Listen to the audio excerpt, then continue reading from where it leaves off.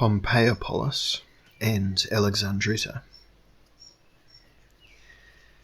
As soon as we disembarked at Messina, we hired a Turk to drive us to Pompeiopolis. This ancient Hellenistic city had been destroyed by Tigranes near about 56 BC. We had seen the ruins of it as we came along the coast and made up our minds to inspect it more closely. We drove behind a grey mare in a chestnut gelding. There had been rain in the night and the open track was heavy with mud. We passed several men, some behind camels, some riding upon mules. The road was bordered with myrtle, the fresh bright green foliage of which gave tone to the drab landscape, stretching away towards the Taurus mountains. When we were within half a mile of Pompeiopolis, we left our conveyance and walked across the open country. We put up a hare, which started off at a great pace, her black-tipped ears held erect. We found we were separated from the ruins by a river. We took off our shoes and stockings and waded across it. Large myrtle bushes and flower grew upon its bank. I gathered a handful of these blossoms and, crushing them together with their shining pointed leaves, went forward toward the ruins. Several tall columns resting upon solid foundations bordered the main street leading to the amphitheatre, traces of which were plainly visible. Herdsmen had evidently made use of sunken cellars, as I found several charred sticks and snug cave-like recesses of masonry. On the seashore there were the remains of cemented stonework with waves splashing against them. As we came over the uneven mounds, a heron rose from the edge of the water. The sun was high in the sky and the atmosphere was humid. Where so long ago there had been all the stir and activity of bright city life was now only a preserve for the maintenance of lizards on the lookout for midges to lick up. Butterflies without memory or prevision fluttered before us with aimless, carefree purpose. There were more than 20 pillars standing, and many others lay fallen and half hidden on the tangled grass. Their heavy capitals were most gracefully carved. I saw representations of a lion, an eagle, and a horse, also of a human head, grey, impassive, and still in place at its great height, looking out on the scrub-grown acres of the fallen city. It was difficult to stretch one's imagination back over the length of years that had passed since that unchristian countenance had first been raised to its lofty position. It had witnessed all the sly transactions of the town population, men and women drinking and eating, each exacting egoism, eager for its own advantage, masters and slaves, men healthy and sick. They had looked up at the carved stone. Voluptuous women with green vegetables balanced on their heads had passed beneath it, their thoughts still occupied with the sweet, immodest pleasures of an early morning embrace. The prophet Isaiah would have appreciated these grass-grown mounds, would have heard here the wild song of desolation. On the April afternoon of the crucifixion, these stones were in place. We made contact with antiquity by the accident of our personal experience, and yet we are incapable of comprehending. I thought of all the secluded English gardens I had known, with hyacinths on the lawns and iron rollers at rest on dewy evening grass out of reach of the turbulence of the world. And in the glimpse of time that these dumb stones offered, I could scarce connect the sequence of our far-off latter-day northern civilization. We saw several hooded crows amongst the ruins, and fleabane was in flower. Alexandretta, set at the back of a wide bay, was a very attractive-looking city. Behind it were snow-capped mountains, exactly resembling summer clouds, only with harder outlines. We disembarked at the wrong place and were immediately arrested by 2 policemen and marched off to the town hall to be examined by a French officer. Outside the town we came upon a flock of fat-tailed sheep. They were coloured, and I admired their long flop ears. A little further on we saw a young buffalo disporting itself in a kind of canal. It was the first of these working buffaloes I had seen. It must have inherited from its ancestors its love of wallowing. Often for several seconds its head with heavy horns was completely under water, only its black back showing. It breathed with deep snorts of animal content.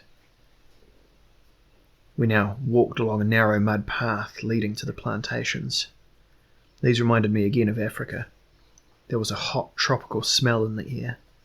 The bamboo hedges, the huge thorned orange trees, the fig trees were steaming, as were also the jungle hedges with willow herb growing out of their tangled, matted ditches. The hot sun sucked up the pervading moisture. At every step we took, the pores of our skin inhaled the languor of these burgeoning gardens. It was the kind of place where a man could lose his life to an evening fever, and where the next morning other life could be spontaneously generated. It was a hothouse atmosphere, and we knew that the rich soil underfoot was fermenting with an inimical fecundity.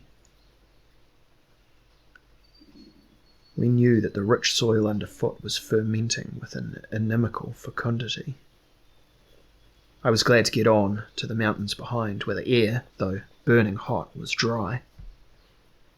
To teach them, we had to pass over some arable lands. That must mean reach them, right? To reach them, we had to pass over some arable lands, albeit the surface of the ground had hardly been scratched by the primitive ploughs of the country.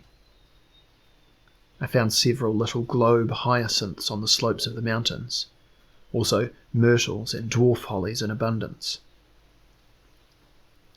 We followed up the bed of a dry wadi, and then walking eastward rested for a little, looking down at the bay. The blue of the sea was darker than the blue of the sky, the white houses whiter than the sails of the boats. We walked on, the heat became almost intolerable. Presently we saw a round, shady tree, in shape not unlike an African caper tree. From the distance, the black round circle of its shadow looked extraordinarily inviting. We made our way toward it. The tree was in bloom, and a constant murmur came from it, as from innumerable flies.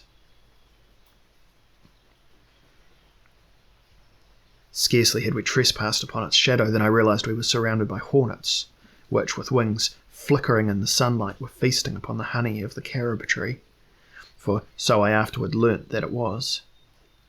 Like Christian in the Pilgrim's Progress, I began to run, my hands over my face, calling to my companion to follow. It was her theory, however, to slide away from the insects with the least possible motion, and this she managed to do successfully. I never saw so many hornets in my life, and I think in our ignorance we might very well have got into serious difficulties if chance had not favoured us. Once off the mountain we walked by a stream toward the town. Watermint, succory and willow herb were growing on its banks, and there were ripening blackberries also. We passed a Muslim graveyard with 2 asses biting at each other's backsides in a gravel pit. When we reached Alexandretta, we sat drinking coffee for half an hour. Turkish coffee was from the first very much to my taste, served as it is in small cups, very hot, very strong, very sweet, and very thick. We were presently accosted by a tall, rather dignified Syrian with a red fez on his head and dressed in a frock coat. He turned out to be a representative of the Church Missionary Society. He evidently considered that any Englishman of necessity would feel enthusiastic about his work, and asked us to come into his house across the road. Having entertained 1,001 deputations in old days at Montacute Vicarage, I felt utterly at home in his presence. I knew just what to say to please him most. He deplored the small progress that he was able to make in the face of Muslim activity, just as my own father used to shake his head over the energy that radiated from the Baptist chapel. We talked to him about his family, about a son of whom he was especially proud. The boy had been educated in America and was now living in Jerusalem. Before we left, he had given me his card, the Reverend Michael Foschel. When we got back to our steamer, we found that 5,000 sheep were being taken on board for the market at Beirut. The top deck, where I had been used to read the Bible each morning, was crowded now with these animals, and the smell of them was everywhere. It had reached our cabin even, and also to the sound of their slippery shuffling hooves overhead. In the moonlight I went up to look at them. Their tails grow out of the gross flap of flesh that falls from their hind quarters, and which is referred to in the book of Deuteronomy as having an especial sacrificial value. They were taken into the ship in the following manner. Men rushed in amongst them and put slip knots round their first legs that they could lay hold on, back or front, and the wretched creatures were swung into the boat by means of a crane, 9 animals at a time, like bundles of horned and bawling devils. The noise they made in their terror was deafening. As far as I could see, they were none the worse for their experience. As soon as ever they were freed, they walked toward their fellows with complete unconcern. I liked very much watching the shepherds who were responsible for them, easily roused and as easily relaxed, fast asleep on their backs, on their bellies in 2 minutes, their arms over their eyes or under their heads, indifferent whether it was iron or wood upon which they stretched. Their garments, however tattered, always becoming to them, like the feathers of birds.